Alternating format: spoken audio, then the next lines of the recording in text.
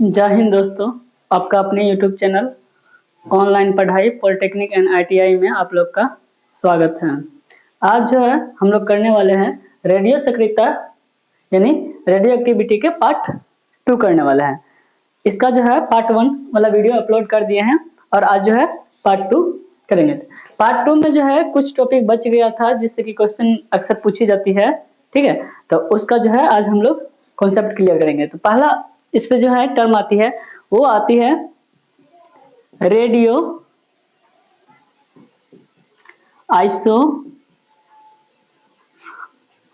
Isotope dating.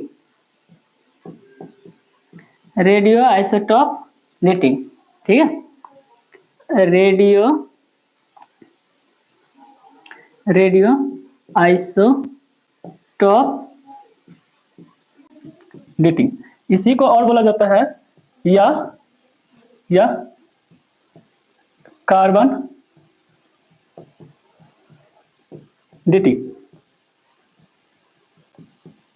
Carbon dating, ठीक है।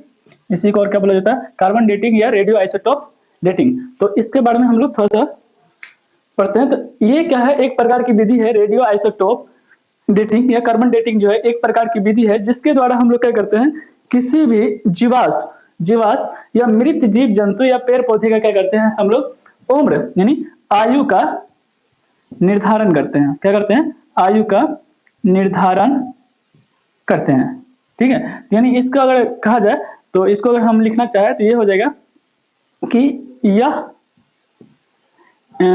एक प्रकार की विधि है जिसमें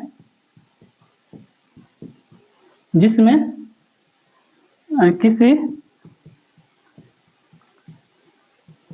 जीवाश्म या मृत जीव जंतु एवं पेड़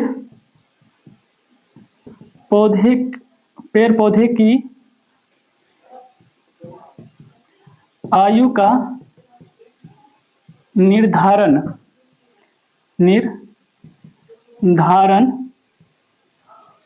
सॉरी, इस तरह से लिखा गया निर्धारण किया जाता है, ठीक है। इसमें क्या करते हैं? आयु का निर्धारण किया जाता है। तो इसमें निर्धारण क्या करते हैं कि जैसे कि कार्बन का समस्थानिक होती है, तो कार्बन का समस्थानिक में क्या आती है? C6 और 12, ठीक है। और दूसरा क्या होते हैं? C614, ठीक है। तो इन दोनों का क्या करते हैं? रेशियो निकालते हैं। क्या करते हैं? रेशियो, यानी ये C6H12 ये C612 एवं C614 का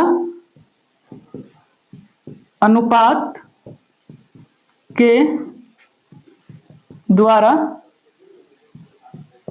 आयु निर्धारित किया जाता है, ठीक है। यानी कहने का मतलब है रेडियो आइसोटॉप डेटिंग क्या है?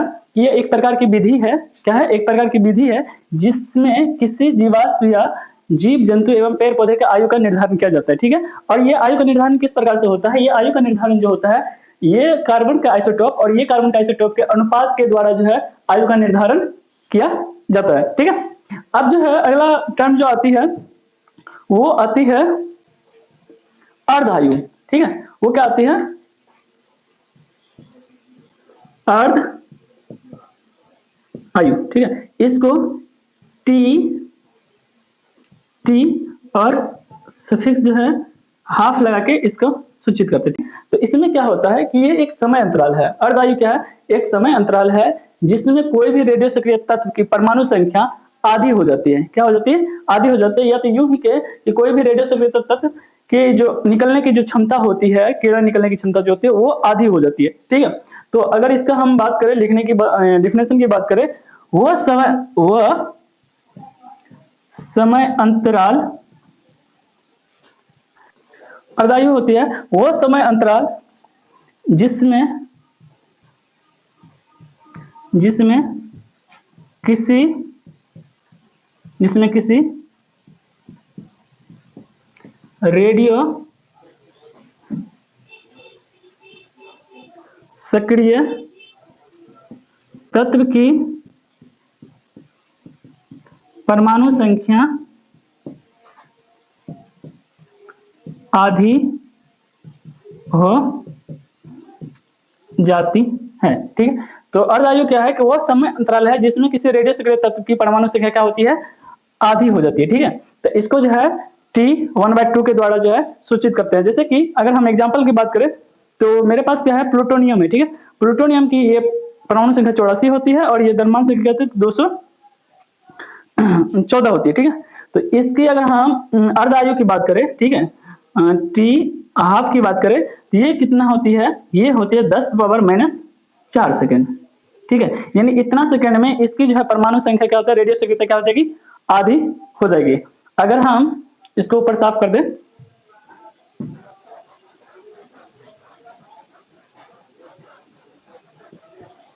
ठीक है, तो अर्धायु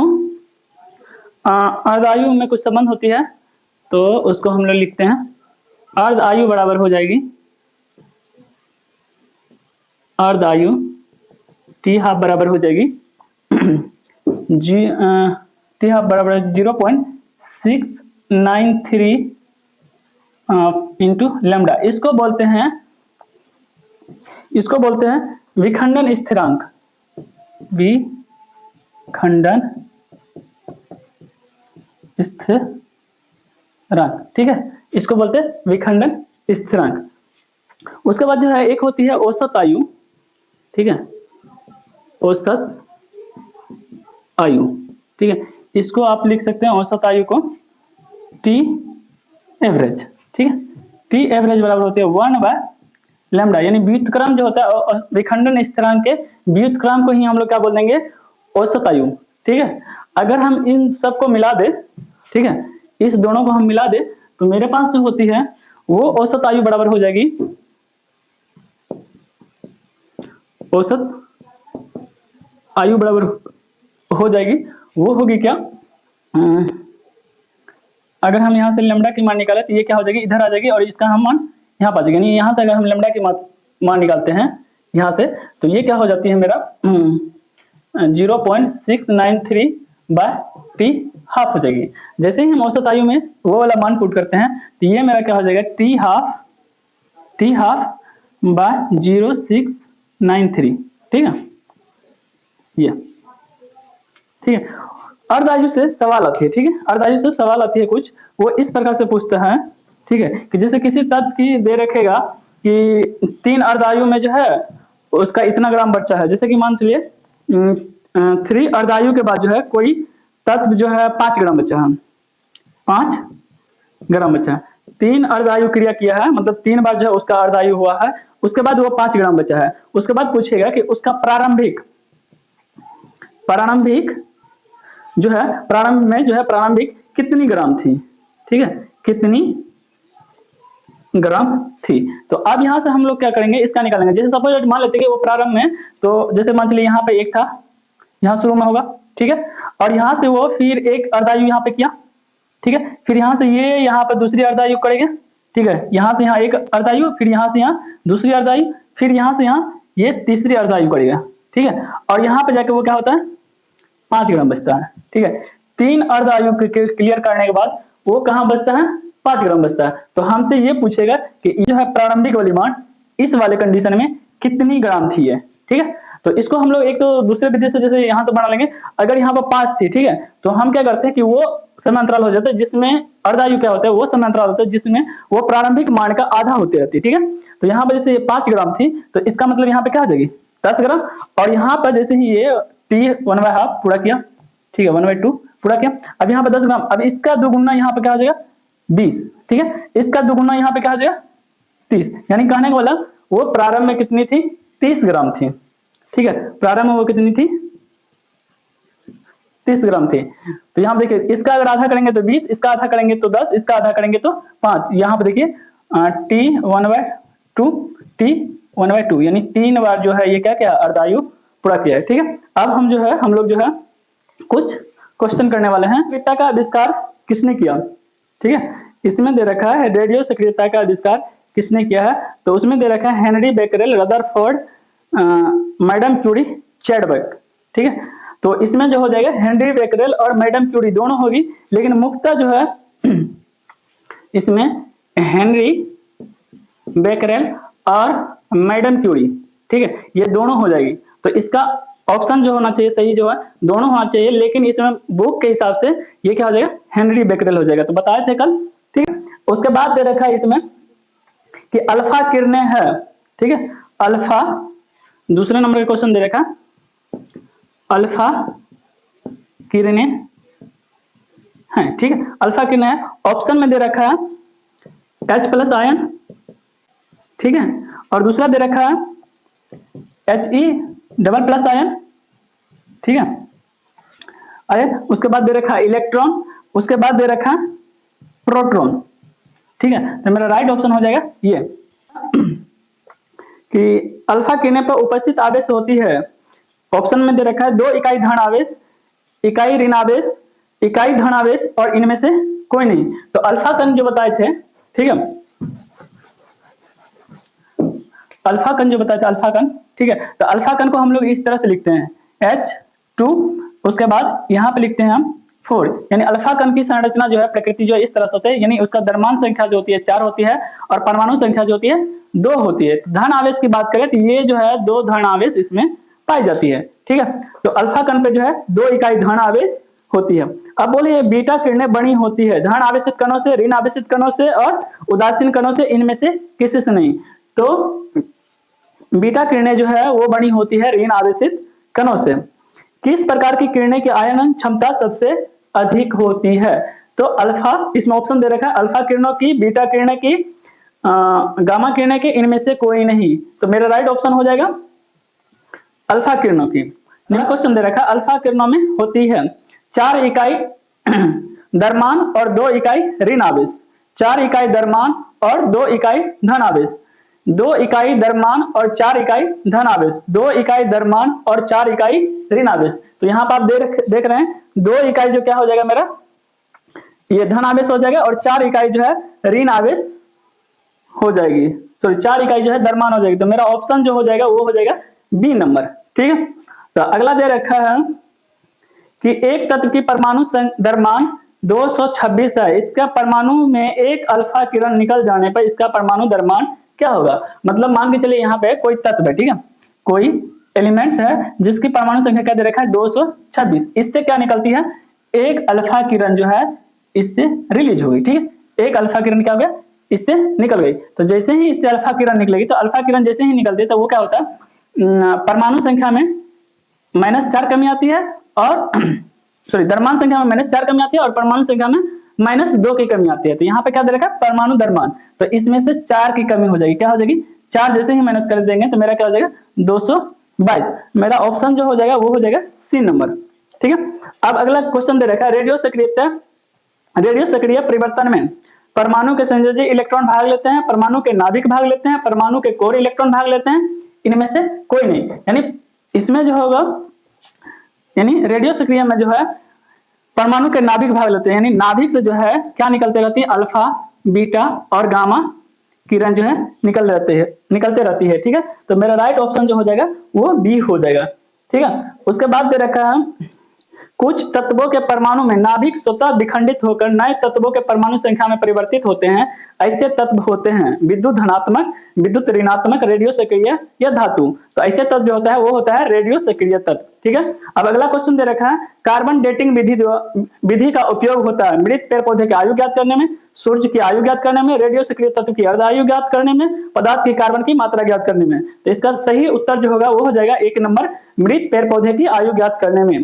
ठीक है, उसके बाद दे रखा है 3 अर्ध आयु के बीत जाने के पश्चात किसी रेडियो सक्रिय तत्व के 2 ग्राम शेष बचते हैं, तो तत्व की प्रारंभिक मात्रा क्या थी? ठीक है, तो यहां पर जो दे रखा है वो इस प्रकार से है क्वेश्चन।